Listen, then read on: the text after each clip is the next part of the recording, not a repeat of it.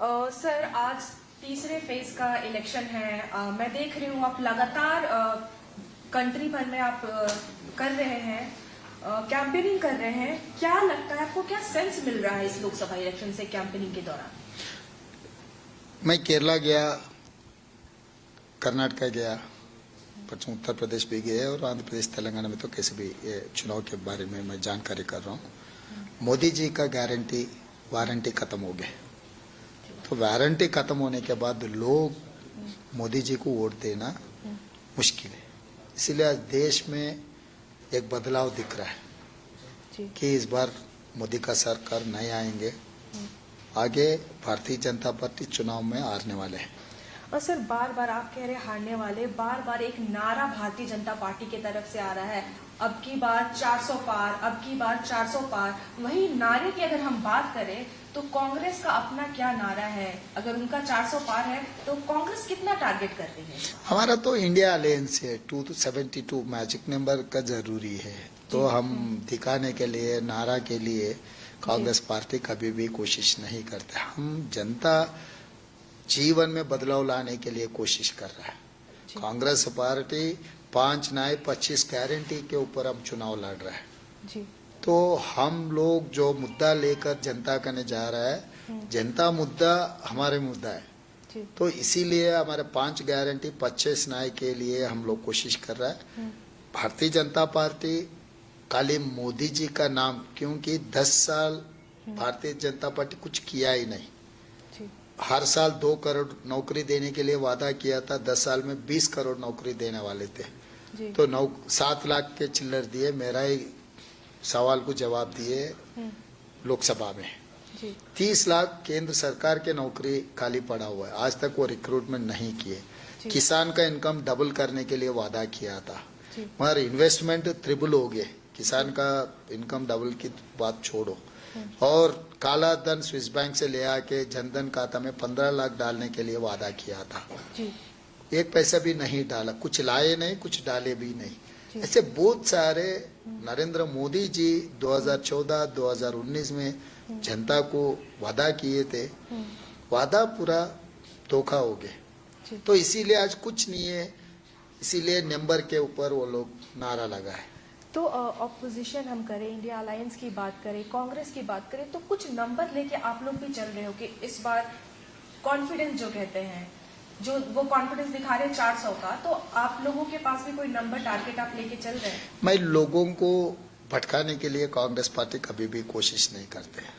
India alliance सरकार बनाने वाले हम। केरला में 2020 आ रहे, तमिलनाडु में 39 आउट ऑफ 39 आ जा रहे, पांडिचेरी में 1 सीट है वो भी मिलने वाले, कर्नाटक में तो कम से कम 14 सीट के ऊपर 20 के अंदर मिलने वाले, तेलंगाना में भी 14 सीट मिलने वाले। तो हर प्रदेश के अलग अलग पॉलिटिकल अलायंसेस है, ये अलायंस अलग अलग नंबर, वहाँ के लोकल मुद्दों पे हम चुनाव लड़ रहे हैं। तो एक बार पोलिंग खत्म होने के बाद हम लोग जितना नंबर हमको मिलने वाले हैं वो नंबर हम दिखाएंगे। और मोटी मोटी बात, 272 is the magic number, plus 272 seats अब इंडिया अलायंस को मिलने वाले हैं, क्योंकि Bharatiya Janata party 1 nation 1 party 1 person 1 slogan, ऐसा उन लोगों का इरादा है। हम भारतीय जनता पार्टी जैसा नहीं है जी। वहीं पे अगर हम बात करें, आप लोगों पे आरोप भी लगाया जा रहा है कांग्रेस पार्टी पे, प्रधानमंत्री हो, होम मिनिस्टर हो, भारतीय जनता पार्टी के जो अलग नेता हैं, ये कह रहे हैं कि कांग्रेस अपीजमेंट पॉलिटिक्स करते आ रही है और अपीजमेंट पॉलिटिक्स करके वोट लेना चाह रही है। उसका जवाब क्या देंगे सर? वो लोग ऐसा समझ रहे हैं गरीब दलित और आदिवासी ट्राइबल्स को और BC लोगों को जो वेलफेयर हम लोग दे रहे हैं, वो लोग समझ रहे हैं अपीजमेंट। क्योंकि सरकार कांग्रेस पार्टी के गरीब लोगों का सरकार है, गरीब ही हटाने के लिए हम लोग कोशिश कर रहे हैं, तो एजुकेशन देने के लिए कोशिश कर रहे हैं। ये लोग सख्त पसंद नहीं है, क्योंकि हर गरीब दलित आदिवासी और ट्राइबल, ये लोग सब लोग पढ़ लिए, डॉक्टर इंजीनियर IAS IPS बने तो हिस्सा मांगेंगे, तो वो लोगों को, इन पिछड़े लोगों को हिस्सा देने का इरादा नहीं है। इसीलिए एजुकेशन नहीं रहना, उन लोगों का जनता भी जनगण भी नहीं करना, ये सब सारे मुद्दों पे भारतीय जनता पार्टी चलाने के कोशिश कर रहा है, तो हम उसके खिलाफ है सख्त। जी। इसीलिए वो बात कह रहा है कि कांग्रेस के खिलाफ ऐसे आरोप लगा रहा है। रेवंत जी, वहीं अगर हम बात करें तो प्रधानमंत्री ने कहा कि SC/ST का रिजर्वेशन छीन के कांग्रेस पार्टी मुस्लिमों को दे देंगी। उस पे क्या बयान, आप क्या कहना चाहेंगे? अभी अगर प्रधानमंत्री जी ऐसे बयान दिए तो सख्त गलत है। जी। मैं एक सवाल नरेंद्र मोदी जी से आपके माध्यम से मैं पूछना चाहता हूँ। जब ब्रिटिशर्स रूल कर रहे थे 1881, सो जनगण शुरू वहां हुई। हर 10 साल को तब से कंटिन्यूसली गिनती हो जा रही है। 2021 में जनगण क्यों नहीं किए? 140 ईयर्स के बाद क्यों नरेंद्र मोदी जी जनगण नहीं किए? इसका मतलब क्या है? मतलब BC रिजर्वेशन, SC/ST रिजर्वेशन रद्द करने के लिए, इसीलिए वो जनगण छोड़ दी जी। कि 60 इयर्स ब्रिटिशर्स ने किए, 60 years plus almost 70 years democratic country में हम लोग भी किए। 2021 में नरेंद्र मोदी जी क्यों जनगण नहीं किया? इसका जवाब नरेंद्र मोदी जी देना ही पड़ेगा कि उन लोगों का इरादा एक ही है, रिजर्वेशन रद्द करने का, इसीलिए जनगण नहीं किए। रिजर्वेशन की आप बात कर रहे हैं, वहीं पे अमित शाह पे आरोप लगा रहे हैं कि फेक वीडियो रिलीज कर दिया है तेलंगाना के CM ने। उस पे क्या जवाब देंगे आपसे? मैं सीधा आरोप लगा रहा हूँ, फेक वीडियो रिलीज करने का जरूरत क्या है? मैं नरेंद्र मोदी जी, अमित शाह जी के खिलाफ मैं चार्ज कर रहा हूँ। Bharatiya Janata party agenda reservation हटाने का एजेंडा है। मैं सीधा आरोप लगा रहा हूँ। बार बार मैं कह रहा हूँ, मैं फेक वीडियो तैयार करने का क्या जरूरत है? On record I am making my statement time and again. So when I am charging against Narendra Modi ji and Amit Shah ji, fake video बनाने का क्या जरूरत है मुझे? मैं चीफ मिनिस्टर हूँ। ऐसे छोटे छोटे कामों में मैं देखता भी नहीं। मगर दूसरे हाथ से law and order is state subject. मगर दिल्ली में MHA हमारे खिलाफ कंप्लेंट किए। भाई, चुनाव में एक नेता के खिलाफ दूसरे नेता अगर आरोप लगाए, एक पार्टी के खिलाफ दूसरे पार्टी अगर आरोप लगाए, तो कंप्लेंट करने का जिम्मेदारी पॉलिटिकल पार्टी कार्यकर्ता या कॉमन सिटीजन के जिम्मेदारी है। हमारे MHA has complaint against me in Delhi police. जी, आपको समन भी किया गया? हाँ, तो मैं सीधा agency ED, income tax, CBI के अलावा भी दिल्ली पुलिस भी इस्तेमाल करना शुरू कर दिए। चुनाव जीतने के लिए ऐसे गलत कामों पे भारतीय जनता पार्टी जाना ठीक नहीं है। क्योंकि यहाँ पर सेम भारतीय जनता पार्टी के लोग तेलंगाना में भी कंप्लेन कर चुके, FIR भी हो चुके, कुछ लोगों को गिरफ्तार भी किए। फिर MHA का क्या रोल है इसमें? MHA has to run the government. MHA cannot involve in a political process, election process. So how come this department is involving in this political process? सीधा दिख रहा है आंखों के सामने कि डिपार्टमेंट्स को मिसयूज कर रहे भारतीय जनता पार्टी। रेवंत जी, वहीं अगर हम हैदराबाद की बात करें तो बार बार सवाल आ रहा है, माधवी लता पूछ रही है कि क्या रिश्ता है ओवैसी जी का और कांग्रेस का और रेवंत रेड्डी का। कह रही है कि बैकडोर से ओवैसी जी की मदद कर रहे हैं रेवंत रेड्डी और कांग्रेस पार्टी। इसका क्या जवाब देंगे? हमको बैकडोर से करने का क्या जरूरत है? जरूरत पड़े तो सीधा सीधा हम काम करते हैं। हम छुपा के मोदी जी जैसे, भारतीय जनता पार्टी जैसे काम हम नहीं करते।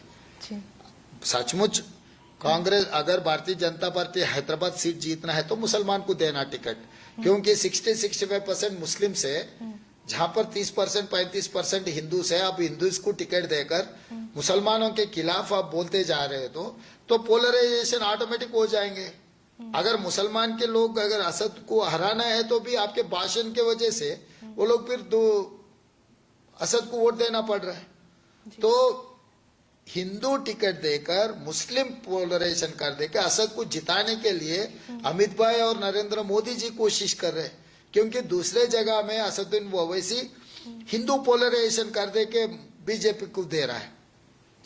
तो ये माधवी लता जी अभी राजनीति में कितना एक्सपीरियंस है मुझे पता नहीं है। उनके पार्टी दिल्ली का नेता क्या क्या कर रहे हैं, माधवी जी अगर जानकारी की तो ठीक रहेगी। तो आप कहना चाह रहे हैं कि भारतीय जनता पार्टी और ओवैसी जी मिले हुए और माधवी लता को पता भी नहीं है इसका? शायद पता भी होगा अगर नहीं बोल रहे होंगे, क्योंकि उनके हाईकमांड के खिलाफ बोलना बोले तो इतना आसान नहीं है।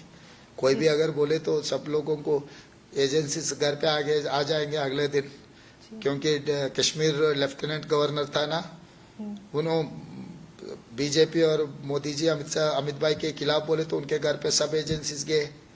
तो खुद के पार्टी में बाहर के पार्टी में कोई भी उन लोगों के खिलाफ अगर कुछ कहा तो सीधा सीधा एजेंसीज आ जाएंगे, वो डर तो भी होगा।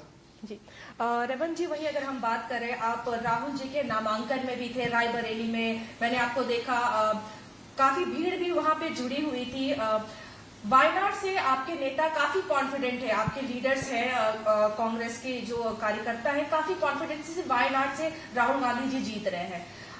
ये भी अब कॉन्फिडेंस दिख रहा है कि रायबरेली से भी जीत रहे हैं। तो आप क्या चाहते हैं कि अगर दोनों सीट से जीतते हैं तो कौन सा सीट रखना चाहिए राहुल? अभी सीडब्ल्यूसी में चर्चा करना है, क्यों मैं अकेला तय नहीं कर सकता हूँ। पार्टी का जरूरत क्या है, राहुल जी कहाँ से रिप्रेजेंट किए तो इस देश के लिए अच्छा है, आम जनता के लिए अच्छा है। अभी पार्टी सब बैठकर सीडब्ल्यूसी हैज टू डिसाइड। तो आपको लगता है कि रायबरेली से कॉन्फिडेंस है आप? या डेफिनेटली 100%। राहुल जी जब चुनाव लड़ रहे बोले तो राहुल जी हारने का सवाल ही नहीं है। तो 100% रायबरेली तो हम सीट जीतने का सीट है जी। तो अगर जीतते हैं तो रखेंगे? वो मैं बोल रहा हूँ ना, अभी CWC has to decide Wayanad से रिप्रेजेंट करना है या रायबरेली से। तो हम इंडिविजुअल तय नहीं कर सकते जी। रेवंत जी, वही अगर हम बात करें अमेठी की बात करें, के शर्मा जी वहां से लड़ रहे हैं, प्रियंका जी वहां पे अब कैंपेनिंग शुरू कर दी है, कल से वो वहीं पे हैं और कह रही है कि 18 तारीख तक वहीं रहेंगी। तो आपको लगता है कि प्रियंका जी को लड़ लेना चाहिए था अमेठी से, एक संदेश जाता? तो आप ये सवाल प्रियंका जी से पूछे तो आपको सही जवाब मिलेंगे, क्योंकि मैं नहीं बोल सकता हूँ। Party has to decide, CEC central election committee has to decide who has to fight from where. So वहां से जो निर्णय हो जाएंगे, मैं CEC मेंबर भी नहीं हूँ तो इसीलिए मुझे पता नहीं। CEC has to decide whoever is contesting from any constituency। Sir, KCR ने कल PTI को एक इंटरव्यू दिया है। कल उन्होंने कांग्रेस की गारंटीज की बात की है और कहा है उन्होंने जो कांग्रेस की गारंटी है वो डबल गैस है, और अभी तक सरकार बनने के बाद भी कौन सी गारंटी है जो लागू की गई है? सवाल खड़ा कर रहे हैं आपके ऊपर। 10 साल 2 बार मुख्यमंत्री रहकर हर वादा नहीं निभाया। वो चंद्रशेखर राव जी 100 दिन में हमारे सरकार को सवाल करना उनका हक नहीं है। 100 दिन में हम लोग RTC बस फ्री दिए, 500 रुपए में सिलेंडर दिए, 200 यूनिट बिजली मुफ्त में दिए, इंदिरा हाउसेज 4,50,000, 22,500 crores हम बजट सैंक्शन किए। एंड हमारा राजीव आरोग्यश्री में 10 लाख रुपए दे रहा है और 3 मंथ्स में हम 30,000 गवर्नमेंट रिक्रूटमेंट किए। एंड BC जनगण के लिए कैबिनेट रेजोल्यूशन पास किए, असेंबली भी पास कर दिए, अभी उसके लिए भी बजट सैंक्शन किए, एस्टेब्लिशमेंट किए। और ड्रग्स के खिलाफ आयरन हैंडसम ड्रग्स का जो मामला चल रहा है उसका हैंडल कर रहे हैं हम लोग। तो इतने सारे किए। केसीआर को अगर नहीं दिखे तो वो अंधा तो भी होगा, अगर दिखने के बाद भी नहीं बोल रहा बोले तो पॉलिटिकल का कुछ कॉन्स्पिरेसी होगा। सर, ये भी कह रहे हैं कि जो नेशनल पार्टी है कांग्रेस और बीजेपी, सरकार अगर बनेगी, रीजनल पार्टी केपेबल है इतने नंबर्स लाने के लिए, और रीजनल पार्टी ये डिसाइड करेगी कि प्रधानमंत्री कौन बनेगा। उस पर क्या कहना है? अभी देख भाई, there are 2 NDA versus India alliance. India alliance में तो उनको नहीं आने देते हम लोग, क्योंकि वो भरोसा का आदमी नहीं है। वैसा भी 1-2 सीट भी जीतते नहीं जीतते वो भी पता नहीं है। हम पहले से बोल रहे हैं वो NDA से जुड़ा हुआ है, पिछले 10 साल NDA को मदद किया, आगे भी वो NDA को मदद करने वाले, उनको हम अलग नहीं देख रहे हैं। बीजेपी BRS में कोई फर्क नहीं है। BRS का मतलब BRSS, इसीलिए नाम बदल लिए उन्होंने। तो उनको, क्योंकि कॉन्स्टिट्यूशन को बदलने का पहले मुद्दा उठाया केसीआर ने, आपको पता है ना। वो किसका एजेंडा है? RSS का एजेंडा है। That is not BRSS। तो उनका इरादा साफ है, तो वो कुछ भी कहे हमको कोई फर्क नहीं पड़ता। और रेवंत जी, वहीं पे अगर इंडिया अलायंस की सरकार, आप कॉन्फिडेंस जो दिखा रहे हैं कि सरकार आ जाती है, तो क्या प्रधानमंत्री राहुल गांधी जी रहेंगे? हाँ, उसमें शक क्यों? हम लोग इसीलिए इतना मेहनत कर रहे हैं राहुल जी को इस देश का प्रधानमंत्री बनाने के लिए, क्योंकि अपोजिशन में 20 इयर्स एक्सपीरियंस है। कन्याकुमारी से कश्मीर तक 150 डेज 4000 किलोमीटर पद यात्रा किए और मणिपुर से मुंबई तक यात्रा किए 6700 हॉट kilometres. He has met everyone, Dalit, Adivasi, tribal, OBC, minority, हर वर्ग से मिला हुआ है। उनको देश के बारे में जानकारी है, गरीब लोगों का क्या समस्या है, समस्या का क्या सॉल्यूशन है। तो ऐसा आदमी अगर प्रधानमंत्री बने देश के लिए अच्छा है।